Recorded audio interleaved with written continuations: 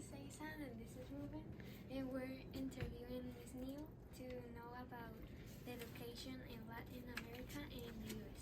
Okay. So first question, which system of education do you think is better for teenagers? I don't know. I think there is positive things in both systems of education, but I think that it is better to be in a system of education that you are familiar with. So if you are American and you stay in an American school system, then you can relate a little more to the culture and the expectations, and so you can be a better student in an American school. And in Ecuador, where I'm from, if you are Ecuadorian and you go to an Ecuadorian school, then you will do better in that school because you are more familiar with the values and expectations of the schools there. So it depends. Okay. And how can you improve the education in Latin America? Money. Yes, more money. That would be better. Yeah. Okay. Next question. Oh, hi, my name is Aisan. How is education here different from now it is in Mexico? Well, I didn't study in Mexico, so I don't know Mexico. But you can ask me about education in Ecuador and I can answer that question. Yeah, education in Ecuador. Okay. Well, I think that education here has more money and more resources, so we have more opportunities to explore outside of the classroom. We have more opportunities to learn with in like sciences and labs. We have more access to textbooks and resources and like the internet than I did in Latin America. So I think the biggest difference is when I studied in Ecuador, the classes were usually the teacher would stand in front of the class and then she would read from a book for an hour and we just had to copy everything the teacher says, and then you memorize it and then you take a test. And that was learning, you know. But here you don't have to do that, so your classes are all about activities and actually applying the things that you are learning, you know. And so that was just my experience then, but I think that was the biggest difference.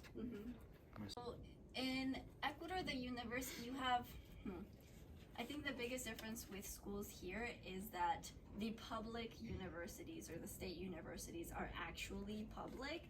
Like here, if you want to go to college and university, there are state schools, but they are not federally funded necessarily. Well, there's some federal funding, but there isn't so much. And so your cost of going to college is very, very, very expensive here. You know, tens of thousands, sometimes hundreds of thousands of dollars, right? In Ecuador, education, because it is public, is a lot cheaper. It is properly public. So a semester there can cost you $100. Yeah, see? So that's the biggest difference. I think that what is true is that colleges and universities here have very high prestige. So if you go to university here or you publish or you do research in universities here, you know it's going to be seen and it's going to be recognized as very, very important work.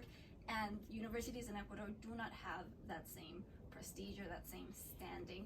But I don't think that means that the education is worse. You know, I just think they don't have as many opportunities to publish. But it is a lot cheaper, so something to consider. Very, very cheap. Okay. What good experiences do you have in schools from Latin America and US? I think in both situations I made very good friends in schools, and I think my favorite part of school, and I'm sure your favorite part of school, is your friends. And in both situations I made good friends in schools. The big difference was that my school in Ecuador, you were basically with the same group of students all day, you know, so you have one classroom and the teachers are coming in and out of the classroom. You know, you are not changing to different classrooms, it's the teachers, so you're basically with one group of kids the whole time, so you really get to know them really well.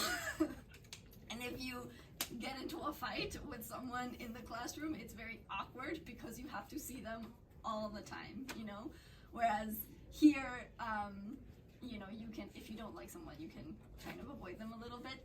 But anyway, on the other side, if you have someone who's your best friend, then you get to sit with your best friend all day, and here you sometimes have to separate from your best friend, which is kind of sad.